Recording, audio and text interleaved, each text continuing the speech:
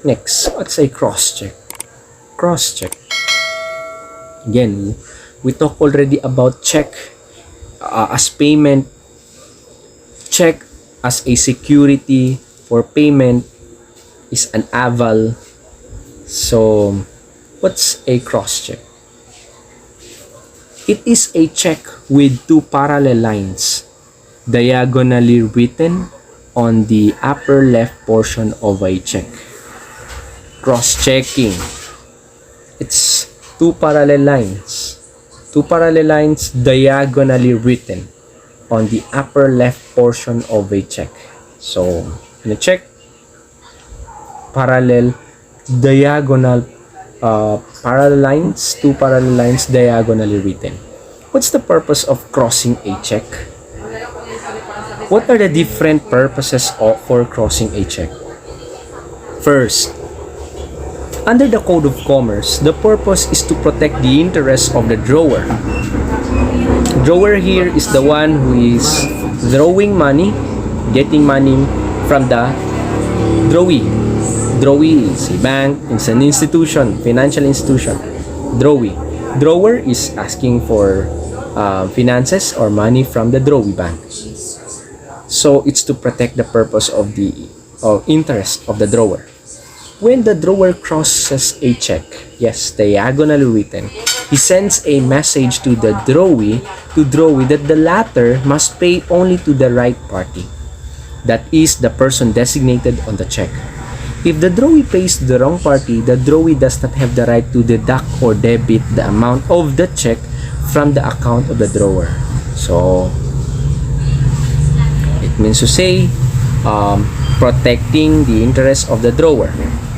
It sends message to the drawee bank that he needs only to pay to the right party.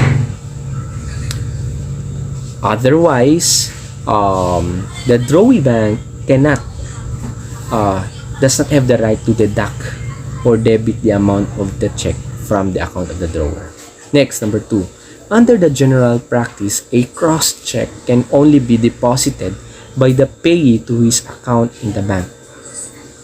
This practice must have been developed by banks in order to avoid liability in the light of the provisions of the Code of Commerce.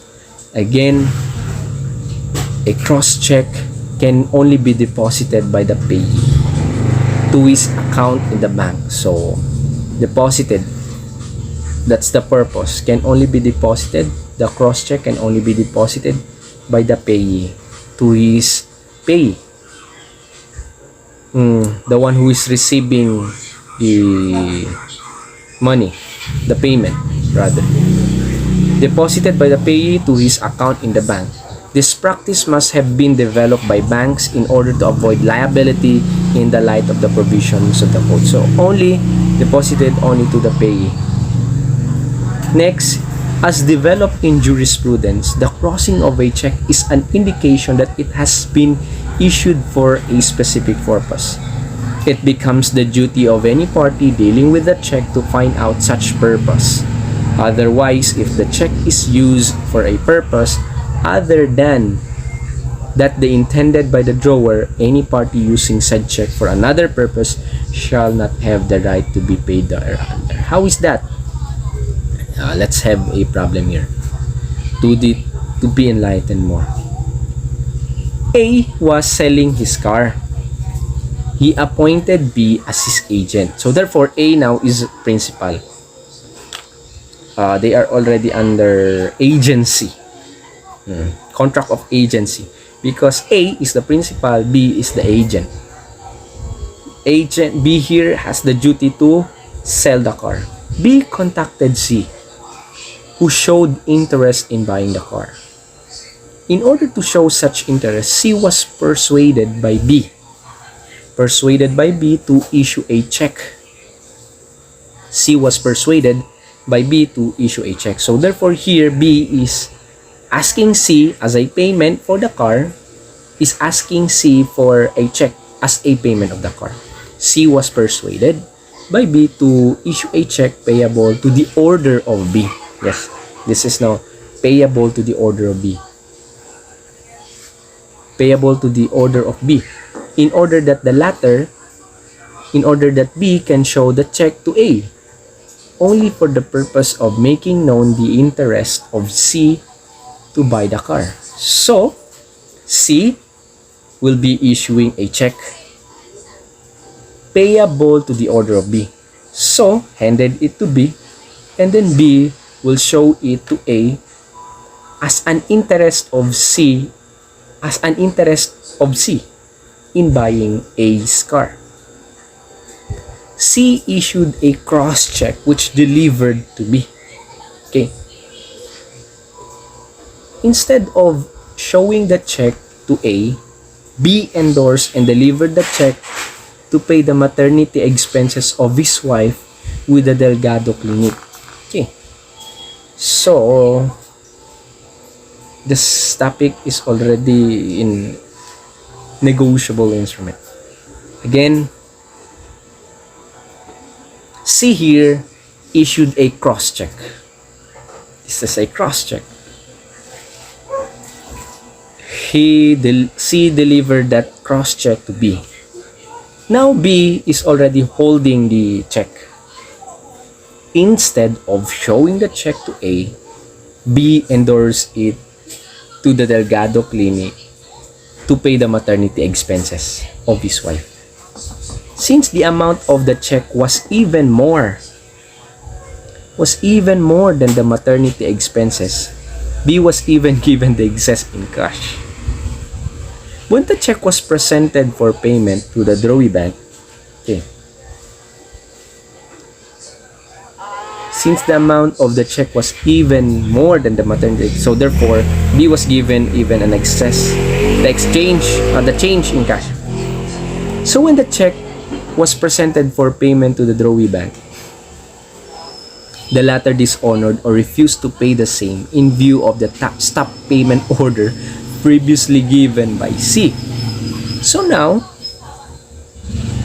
Delgado Clinic gave notice of dishonor to B and C. Can Delgado Clinic collect from C under the check? This is a buyer question with 1997. So, again, the story here, before answering, going to the answer, the story here, A is the principal, appointed B to be his agent in selling the car, and here comes C showing his interest. Now, B suggests that if you are interested to buy this car, issue a check, and I will show that check to A as your interest of selling the car. So, upon the receipt of B of the check, instead of showing it to A, he used that check to pay the maternity expenses of his wife to the Delgado Clinic. So now, Delgado Clinic will be already encashing the check from the drawee bank. Now, the drawee bank dishonored it because there is already a stop payment order previously given by C. So now the question here is, the issue here is, can Delgado Clinic collect from C under the check? Explain briefly. The answer is no. No. Delgado Clinic cannot collect under the check. The check is a cross check. Okay. And it was the duty of Delgado Clinic to verify as to the purpose for which the check was issued. So again, Delgado Clinic cannot ask payment or collection of payment under the check of C, because the check of C is a cross check, 2 lines diagonally written on the upper left corner of the check. Their duty is to verify the purpose of the check. Failure on its part to make such verification constitutes bad faith. They have seen already that it was already a parallel with parallel 2 lines parallel diagonally written, but still they have not verified it. So therefore, it constitutes bad faith, which prevents the holder from becoming a holder in due course. So therefore, Delgado Clinic is not a holder in due course because it is a cross-check. A cross-check, it has a purpose or an indication of purpose for payment.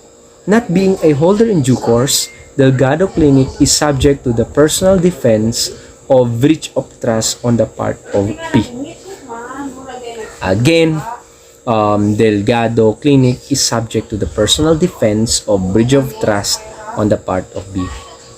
So it means to say, Delgado Clinic must collect payment from B, not from the check of C, because the intention of the cross-check issued by C is only for the payment of the car. For the payment of the car, not for any other purposes. So therefore, Delgado Clinic here is not a holder in due course. That is in the Ocampo versus Gatchalian, November 30, 1961. Next, Popres issued, next problem, Popres issued in favor of Jose a post-dated check, post-dated cross-check in payment of newsprint which Jose promised to deliver. Jose sold and negotiated the check to Excel Incorporated at a discount. Again, Popres issued in favor of Jose a post-dated check. Post-dated cross-check. So cross-check, we know already that it has a purpose. In payment of newsprint which Jose promised to deliver. Jose sold and negotiated the check to Excel Incorporated at a discount. Excel did not ask Jose the purpose of crossing the check. Since Jose failed to deliver the newsprint, Po ordered the Drawee Bank to stop payment on the check. Yes. So, before continuing, Popres issued a check in favor of Jose. In return, Jose must deliver a newsprint to Popres. So, Popres paid Jose with a check, post-dated check to Jose in consideration of the newsprint which Jose must deliver to Popres. So, Jose sold and negotiated the check to Excel, and then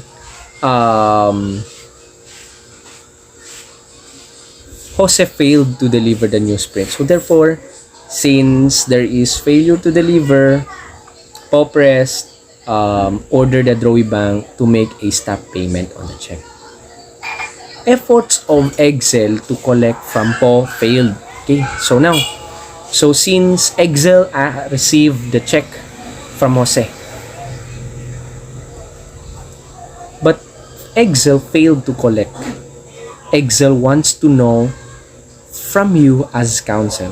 So, this from you. Excel is hiring you as retainer, as their retainer. So, what are the effects of crossing a check? Whether as second endorser and holder of the cross check, is it a holder in due course? Whether a second endorser. Second endorser here, it's already the Excel. Whether post defense of lack of consideration as against Jose is also available against Excel. Whether post defense of lack of consideration as against Jose is also available against Excel. This is bar 1996 and 1998. Let's see the answer. Answer.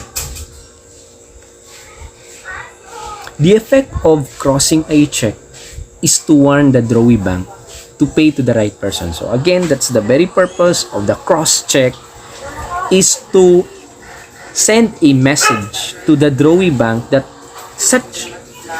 it must only pay to the right party. Yes. Otherwise, the Drawee Bank has no right to use the money deposited by the drawer to pay the check. Yes. Has no right. Yes. Just only the Drawee Bank must only pay to the right party. That's the indication of a two parallel lines written diagonally. Otherwise, drawee bank has no right to use the money deposited by the drawer to pay the check. Such crossing of a check is also to warn a party dealing with the check to find out or inquire as to the purpose for which the check has been issued. Yes, so this is a reminder. Receiving a check, check it if there is a cross, two parallel lines diagonally written. Ask the purpose of that check for which the check has been issued. If such party fails to make such inquiry and the check is issued for a purpose other than that for which it has been issued, the party dealing with the check incurs in bad faith. And the drawer has the right to order the drawee bank to stop payment of the check. So, it means say, upon receiving, so in this case, Excel must exert an effort to determine or to ask Jose for the purpose of that cross-check. Otherwise, acceptance of that cross-check presumes in bad faith and gives the drawer to give the drawee bank the stop payment order, the check. For failure to make inquiry as to the purpose for which the cross-check was issued, Excel incurred in bad faith, which prevents it from becoming a holder in due course. So therefore, Excel here, without making an inquiry about the purpose of the check, it makes it a bad faith, not a holder in due course. Having incurred in bad faith, Excel did not become a holder in due course. Yes. So once a check was received without asking the purpose of the check, makes the holder as in bad faith and not a holder in due course. Not being a holder in due course, personal defense as against Jose for lack of consideration for failure to deliver the newsprint is also available against Excel. Okay, so therefore, personal defense. The personal defense against Jose for lack of consideration is also available against Excel. Okay, so since Excel is incurred that or accept that check in bad faith, so therefore Excel is not holder in due course. Then the personal defenses of Po, it means say Po here can make a defense that there is lack of consideration. And such defense can also be used against Excel. So Excel cannot ask for any consideration from Po. So again, Po,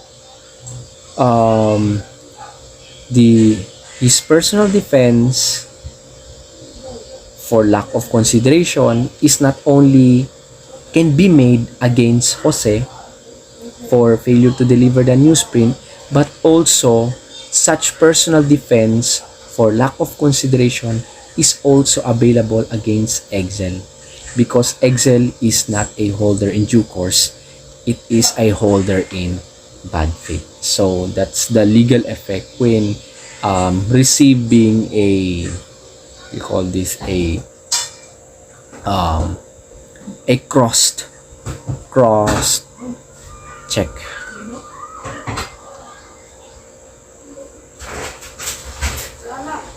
Next will be the letters of credit.